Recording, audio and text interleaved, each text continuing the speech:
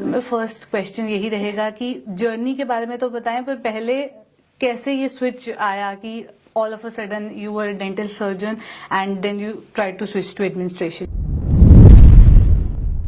वो था ना कि ऐसे लगता है कि मेरा bent of mind is towards administration, तो वही था। बट स्टार्टिंग में आपको इतना पता नहीं होता है जब आप छोटे होते हो, तो हमारे टाइम पे तो वही इंजीनियरिंग मेडिकल वही होता था।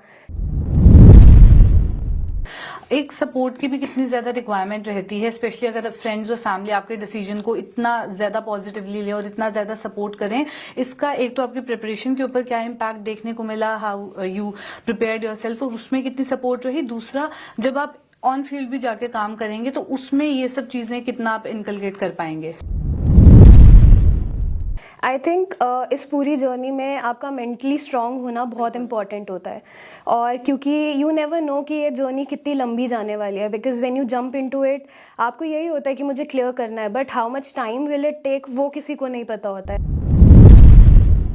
नमस्कार, स्वागत है आप सभी का द न्यूज नाउ में। मैं ही यानी जो आपके साथ।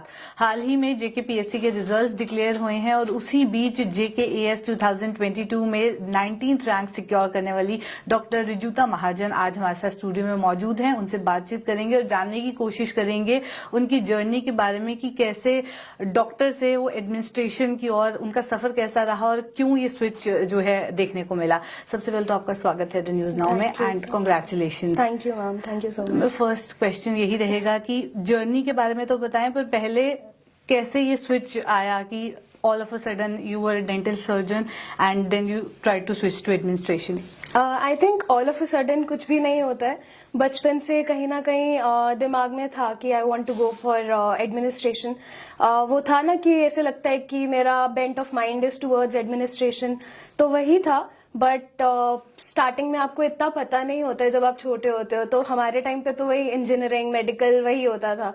सो I went for dentistry, but then during COVID times somehow it again hit me कि मुझे एडमिनिस्ट्रेशन करना है। So that is when I decided कि नहीं, अब मैं एमडीएस नहीं करूंगी, I will go for administration, either civil services और हॉस्पिटल एडमिनिस्ट्रेशन। ओके, सो आपके डैड भी डॉक्टर हैं, तो एक फैमिली प्रेशर भी होगा शायद, इसीलिए आप उस फील्ड में गए। एंड जब आपने फैमिली को बताया कि आप एडमिनिस्ट्रेशन में जाना चाहते हैं, आपका फ्यूचर प्लान कुछ और है, तो उनका क्या रिएक्शन था? मेरी फैमिली बाय गॉड्स ग्रेस कभी भी उन्होंने मुझे कभी भी कोई प्रेशर फील करने ही नहीं दिया है, ना ही उन्होंने मुझे प्रेशराइज किया कभी किसी चीज के लिए। ये सारे डिसीजंस जो थे वो कलेक्टिव है। हमारी फैमिली में हमेशा वो वीटो और वो कलेक्टिवनेस वाला फीलिंग रहता है। सो वो था, सबने डिसाइड किया। और सिविल सर्विसेज का जब मैंने उनको बोला कि मुझे प्रिपरेशन करनी है, दे were more than happy, because मेरा family background, my grand parents, मतलब माई दादू वॉज ऑल्सो इन पुलिस, मेरे भैया भी हैं, he is also in police, ताया जी हैं, वो भी ही इज इन पुलिस। तो वो होता है ना कि स्टार्टिंग से आपने वो सारी चीजें देखी होती है, कहीं ना कहीं इंटरेस्ट आपका खुद भी होता है कि I want to go towards administration. तो वही था, they were more than happy and they were very supportive about the fact कि I want to do preparation.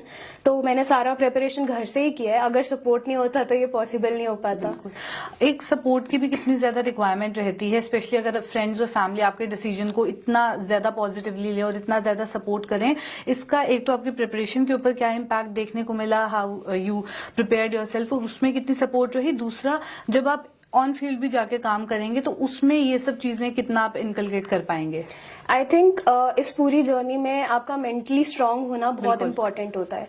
और क्योंकि यू नेवर नो कि ये जर्नी कितनी लंबी जाने वाली है, because when you jump into it आपको यही होता है कि मुझे क्लियर करना है, but how much time will it take वो किसी को नहीं पता होता है। आई वॉज लकी कि मेरा फर्स्ट अटेम्प्ट में हो गया, मेरी जर्नी शॉर्ट रही है, but it sometimes takes a lot of time.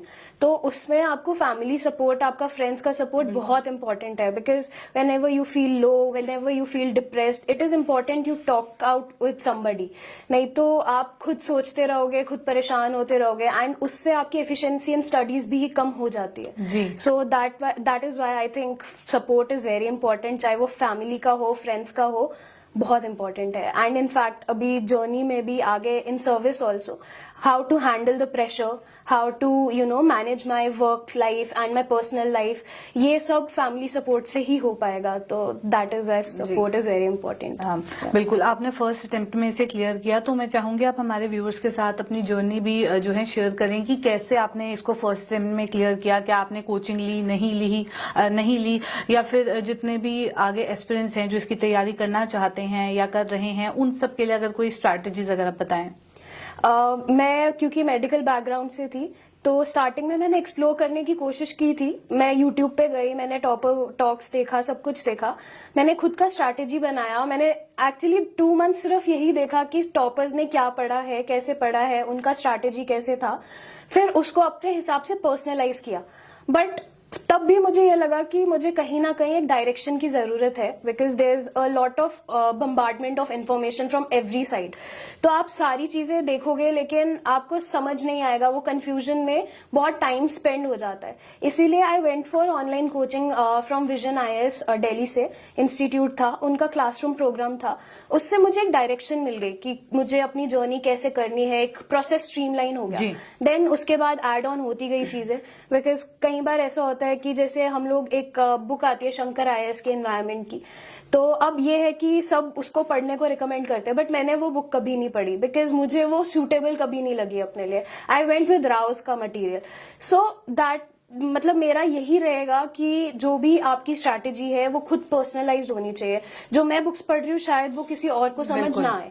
Eight the end of the day हमारा target is to know the subject, to understand the subject. तभी हम रेसिप्रोकेट कर पाएंगे, वैसे ही आंसर्स लिख पाएंगे, उस टॉपिक को समझ पाएंगे और इवेंचुअली सक्सेस मिल जाती है. फिर जी, एक और चीज मैं आपसे जानना चाहूंगी कि स्ट्रेस कितना रहता है जब जब एग्जाम से पहले भी और जब रिजल्ट्स का वेट होता है तब भी कितना ज्यादा स्ट्रेस रहता है, जब आपको स्पेसिफिक डेट भी पता चल जाएगी आज या कल रिजल्ट आ जाएगा. स्ट्रेस तो I think it's part of this journey, क्योंकि हर दिन सेम नहीं रहता है. किसी दिन आप मॉक टेस्ट जब कर रहे होते हो, you perform very well, you feel happy कि हाँ मेरी preparation is going in the right direction. But कुछ दिन ऐसा भी होता है कि आपके मार्क्स बहुत ज्यादा कम आ जाते हैं, आपको समझ नहीं आता है कि मैं क्या गलत कर रही हूँ. So that is low point. वहां से स्ट्रेस जो है वो होता है. But then again I relied on my parents and my family, my friends. मैं उनके पास चली जाती थी, यार नहीं हो रहा है, मेरे को बताओ कैसे करूं. और वो मेरे को मतलब कंफर्ट करते थे कि नहीं, you have the potential, you can do it, कोई बात नहीं, वापस प्रैक्टिस करो, हो जाएगा. सो स्ट्रेस तो रहता है बट स्ट्रेस वेंट आउट करना भी इम्पोर्टेंट है इसमें. तो उसके लिए कुछ अगर टिप्स दे दें आप हमारे व्यूअर्स को. आई वुड से कि इस जर्नी में ऐसे आइसोलेटेड होने की जरूरत नहीं है. आपकी जो भी हॉबीज है यू शुड फॉलो दैट. मैं जब भी लो फील करती थी, एंजाइटी होती थी, कुछ भी होता था, तो आई यूज टू पेंट. तो वो मेरा एक वेंटिंग आउट मैकेनिज्म था. मेरे को पापा कभी घुमाने ले जाते थे, I went out with friends. तो 15 दिन के बाद एक बार ब्रेक ले ली, उसमें आपका माइंड भी फ्रेश हो जाता है. तो वही सब है, उससे आपकी एफिशिएंसी भी जो है वो मेंटेन रहती है. चलिए, इसी के साथ मैं जानना चाहूंगी अब आपके फ्यूचर प्लान्स क्या कुछ हैं. अभी फ्यूचर प्लान्स तो यही है कि JNK को सर्व करना है अच्छे से. यहाँ पे I want to work in health and education sector specifically. तो अभी तो वही रहेगा. बाकी ह्यूमंस हैं, ह्यूमन टेंडेंसी, कभी नीड्स हमारी सेटिस्फाई होती नहीं है. We tend to look for better options and opportunities. तो अगर मेरे को कुछ भी अच्छा opportunities मिलेंगे इन फ्यूचर स्टेट के लिए कुछ करने के लिए, I'll definitely do that.